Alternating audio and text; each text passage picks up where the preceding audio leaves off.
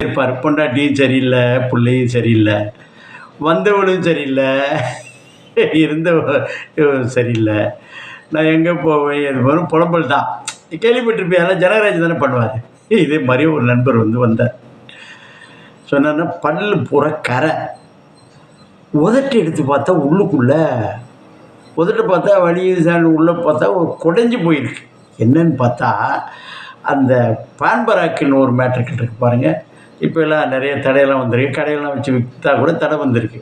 இது ஹார்ன்ஸ்னு ஒரு மேட்ரை வச்சு பண்ணேன். என்னையா அது இப்படி பண்ணால் அவர் சொன்னார், இங்கே வந்து சார் ரொம்ப நான் பார்க்குற வேலை ரொம்ப டென்ஷனான வேலை, நான் வந்து ரொம்ப டென்ஷன் நான் ஏற்றிக்கிட்டேனாக்கா எனக்கு ஹார்ட் அட்டாக்கை வேறு செத்து போயிடுவோம் சார். ஐயோ கேன்சர் வரும்பையா, கேன்சர் வந்தால் ஒரு 6 மாதம் ஒரு வருஷமாக இழுத்துக்குவேன் சார். ஆனால் அன்றைக்கு நான் கோவப்பட்டு கொலைக்காரனாக மாறி விட்டால் பெரிய பிரச்சனை, நானே அது மாதிரி சொன்னேன். இதற்கெல்லாம் ஒரு தீர்வு என்னென்னா, அந்த பல்லில் வந்தால் அந்த முக்கியமான வாய் தொடர்பான இதுக்கு வந்து சென்னையில் குறிப்பாக அந்த டி நகரில் அந்த ரங்கநாதன் ஸ்ட்ரீட்டு போகிற வழியில் ராமேஸ்வரம் ரோடுன்னு ஒரு ரோடு இருக்குது. அதில் துரைசாமி சபை அங்கே இருக்குது. இந்த ஃபோன் நம்பரை நீங்கள் கேட்டிங்கன்னா அவங்க அப்பாயின்மெண்ட் பண்ணி கொடுப்பாங்க. ரொம்ப குறைஞ்ச செலவில் நல்ல நிறைவான ஒரு ஏழைப்பாளைகளுக்கெல்லாம் செஞ்சு கொடுத்துட்ருக்காங்க. நான் பார்த்தேன். சரி விடுங்க, கதைக்கு வருவோம். அவன் கதைக்கே வரலையான வரோம். அப்போது அந்த ஃபஸ்ட்டு சொன்னார்ல, பொண்டாட்டி ஜெயிலில் கஷ்டமாக தாங்க முடியல சார், ரொம்ப சுமையாக இருக்கிறது, மன கஷ்டையாக கவலையாக இருக்கேன்னு சொன்னார். யார்கிட்ட? கடவுள்கிட்ட சொன்னார். இந்த எக்ஸ்சேஞ்ச்மெண்ட்டில் இந்த செல்ஃபோனுக்கெல்லாம் கூட கொஞ்ச நாள் இப்போ இருக்குது, அந்த ட்ரான்ஸ்ஃபர் பண்ணி விடலாம், நம்மளுடைய அந்த சார்ஜ் அமௌண்ட்டை பண்ணலாங்கிற மாதிரி. அதுக்காக ஒரு நண்பர் வந்து 5000 ரூபாய் சார்ஜ் பண்ணிட்டு போடான்னார். செக்ரட்டரியில் இருக்கக்கூடிய அமைச்சருடைய பிஏ. அது வேறு கதை.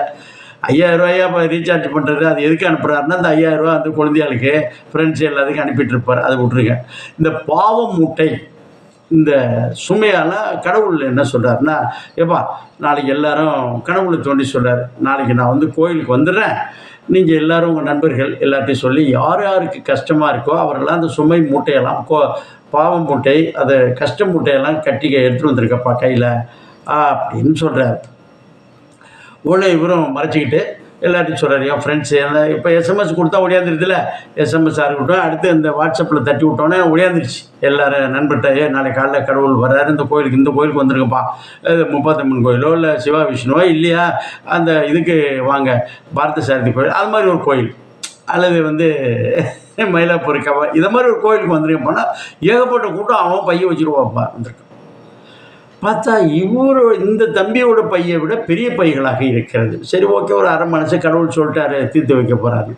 அவர் என்ன சொல்ல போகிறார்? டக்குனு சொல்கிறாரு, அப்பா நேரம் வந்து கரண்டை கட் பண்ண போகிறேன், லைட் ஆஃப் பண்ண போகிறேன், இருட்டாகிடும். யார் யார் தங்களுடைய கையில் பையோடு வச்சுருக்கிறீங்கல்ல, இந்த பையை வந்து டக்குன்னு எக்ஸ்சேஞ்ச் பண்ணுங்க, பார்த்து வச்சுங்க, இப்போ யாராக இருக்கே என்னென்னு பார்த்து வச்சுங்க, ஒன்றோட குறைவாக இருக்கிறது அப்படின்னு ஒன்றோட குறைவாக இருக்கிற மூட்டைகளை மாற்றிங்கன்னு சொல்கிறாரு. கரெக்டாக பார்த்து பக்கத்தில் நிற்கிறாங்க, நின்றுட்டாங்க.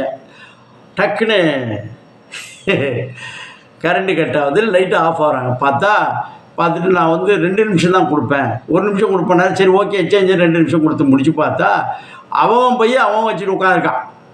என்னடான்னு கேட்டால், என்னப்பா ஒருத்தர் மாற்றுக்கிறதே இல்லையானு சார், என்னுடைய கஷ்டத்தோடைய வந்த காரணம், போக வேண்டிய காரணம் யோசிச்சு வச்சுருக்கேன். இந்த புது சிரமம் இருக்குது பாரு, கஷ்டம் இருக்குது பாரு, எதனால் வந்துச்சு என்னன்னு எனக்கு தெரியாது, அதனால் கண்டுபிடிக்கிறதுக்கே இன்னொரு ஆயிலில் முக்கால்வாசி போக்குற மாதிரி ஆகிடும். அப்படியே வந்தாலும் எப்படி தீக்குன்னு தெரியாது. என்னுடைய கஷ்டத்தோட வீச்சு வேகம் எனக்கு தெரியும். அதனால் இந்த பையன் என்னுடைய கஷ்டம் என்னுடைய வச்சாச்சு. இதுதான் வாழ்க்கை. நீங்கள் பெரிய தத்துவமான விட்டுருங்க. இன்னொரு நண்பர் சொல்கிறார், இது மாதிரி வந்து இதே மாதிரி இப்போது அண்மையில் ஒன்று நடந்ததாக சொன்னாங்க. எல்லாருமே எல்லோரும் அந்த பாவம் மூட்டையோடு வந்துட்டுருக்காங்க, அந்த பையோடு வர்றாங்க. என்னடா அது ஒரு ஆள் மட்டும் வரானே, இவனுக்கு கஷ்டமே இல்லாமல் எந்த சிரமமும் இல்லாமல் வர்றானேன்னு எல்லோரும் ஆச்சரியமாக பார்த்துக்கிட்டு இருக்காங்க.